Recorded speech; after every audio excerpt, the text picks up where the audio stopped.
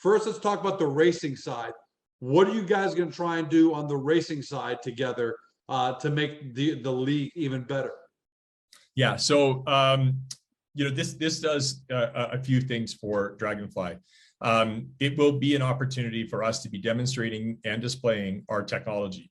So whether it's a entirely AI-based autonomous drone that will be doing some racing, right? That at this point is not going to be beating a human.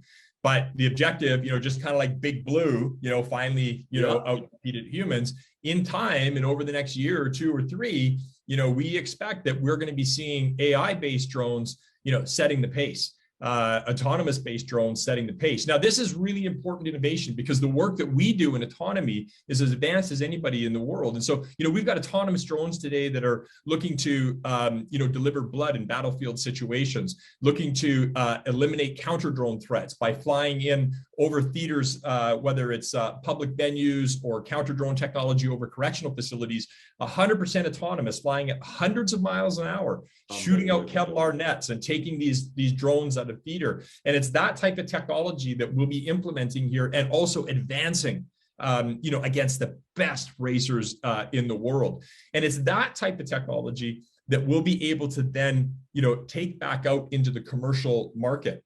Okay, there's that's really what this is about. The other immediate example is, and this is actually going to have effect, I believe, on the betting lines here, is that we'll be using our vital intelligence technology, the cameras, right, fixed on the drone racers as they're racing, taking their vital signs.